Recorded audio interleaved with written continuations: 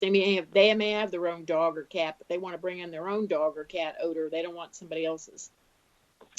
Well, I want to talk a minute about the Environmental Protection Agency, or EPA, put out regulations for painting houses that were built prior to 1978.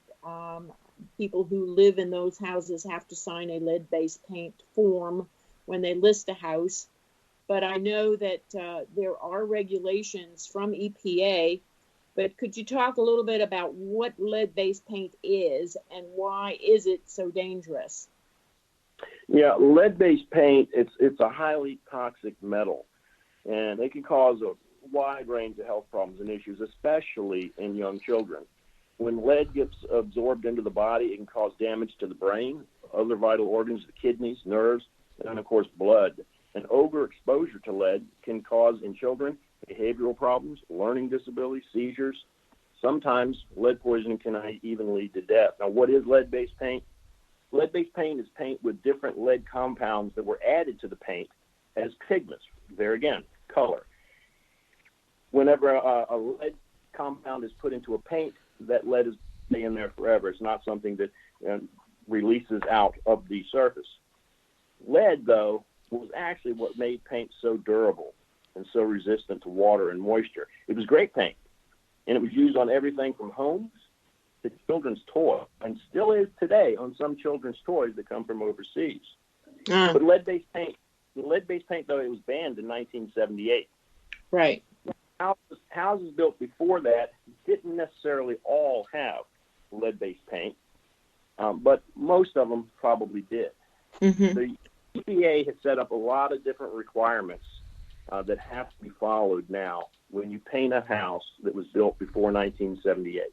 And there's a ton of them to discuss, but you probably don't have time to go into all of them. Well, give us some of the basic requirements that EPA has on the procedures that have to be followed in order to paint a property that was built before 1978.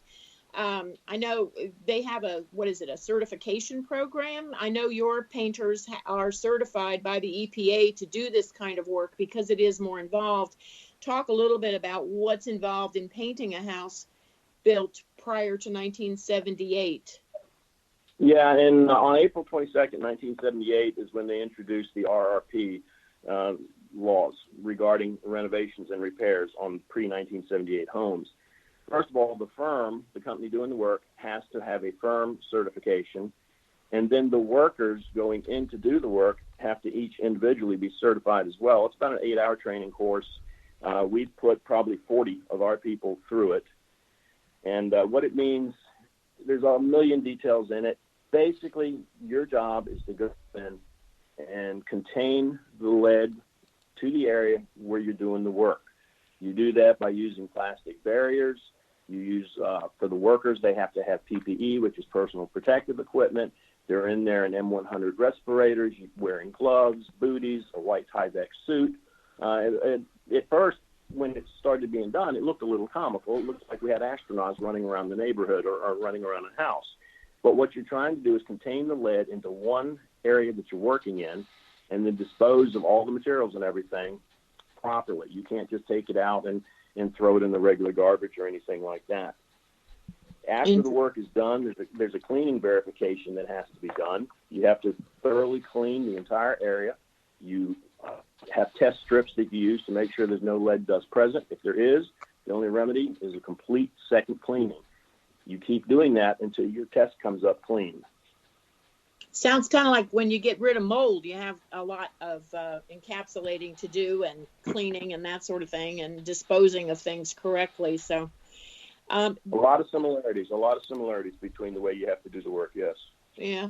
Well, now, one of our business meetings, somebody mentioned that paint could still be on the shelves after 1978, that it really wasn't until 1980 or so when all the lead-based paint was gone that companies were still stocking it, but just to get rid of it. Is that the case, or how did they get rid of anything that was left over? Because you have to dispose of it carefully. Yeah, it's possible there was still paint on the shelves when the law went into effect, and they, from what I understand, the stores and whatnot were allowed to still sell that paint and get rid of it. So there could be some on, say, a 1980 home or something like that.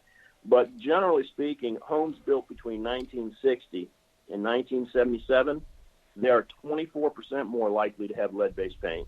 Wow. Houses 1940 to 1959, 69%. Whoa. Houses built before 1940, 87%. Wow. So if you're working on an old Victorian farmhouse, you better watch out and make sure you do it right, sounds like. Well, it's definitely going to have lead. Before you go in and do any of these jobs, you test it for lead. Some homes, we don't even bother testing. We just assume that it's lead and then go ahead and follow all the RRP procedures. Now, do you have to have a separate lead inspector come in? I know, like in mold remediation, someone comes in and takes samples from the air to find out what kind of spores are there. Is that the same thing that happens with lead-based paint before you can figure out what to do?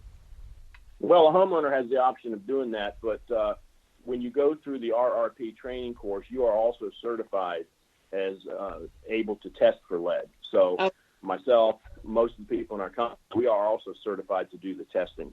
Okay, so that's okay, great. Well, that's because we have to use two separate groups when we do mold. But so you go in and encapsulate it, but can you just give me a ballpark estimate as to how to figure out how much it might cost to fix lead paint issues on maybe a 2,500 square foot house or a 1,500 square foot house? Is that room by room you figure it out, or how do you do it? And you have to encapsulate or scrape it off, or what's the process? Well, now encapsulating is a different process altogether. Encapsulating means you're going to take a lead barrier product and paint the entire surface with this product. Encapsulating is not always required. It depends on how much area that you're going to disturb in a house, how much peeling and whatnot there already is. As far as the cost, generally, if you're going to do it correctly and follow the rules, which we all should do, it's going to add about 15 to 30% to the cost of the overall job. Okay. And what credentials, when someone calls a painter to, let's say they have a house built prior to 1978 and they want to find out about having it fixed so that they can use regular paint, what questions would they ask a painter to find out if they really are certified, as you say? Can they log on to EPA website and find out, or does the company have certification? Yeah, you can log on to the government's website and find a list of all the certified renovators in your area. Each certified renovator also should have a certification form that they keep with them at all times. Also, those forms have to be posted at the job site while the work is being done. And does that certification have to be renewed, or is it get it once and it's okay forever, or how does that work? Now, that's a good question. See, the rules and the laws are always changing on lead. And right. That's part of the reason you have to be recertified every 5 years.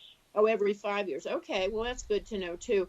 And I know with the hurricanes and that kind of devastation that happens when a house is totally destroyed, I think I read the other day that EPA suspended worrying about lead-based paint and doing it correctly to rebuild the house. Do you have any information on that? Do you remember reading anything? Yeah, the RRP rule required work practices can be waived under some conditions. Uh-huh. The emergency repairs are exempt, something that has to be done right away. If the homeowner is going to do the work themselves, they do not have to follow the rules. Okay. If the work is being done for no compensation, the rules do not have to be followed. If it's a very small area, less than 20 square feet on the outside of a building, the rule does not have to be followed. But, you're talking about the hurricane and all of that. For an emergency situation, you are allowed to bypass the rules. Okay. Well, Dave, I hate to say it, but we're almost finished with our time, and I could talk another several hours probably about lead-based paint and painting. And but I wanted to give you an opportunity to give us your website so listeners can contact you if they have other questions or want to get an estimate from you. Could you give them your contact information? Sure. You can either call us here at the office at area code 703-768-8143 or visit our website, williamspainting.com. Williams, plural, painting.com. And thank Correct. you again for joining me today, Dave. I really appreciate you taking the time out, and happy painting, I guess. And all listeners, feel free to call Dave and talk to him about all your needs, because they really are an excellent company. Thank you again for joining me today, Dave. Thank you, Debbie. I appreciate it.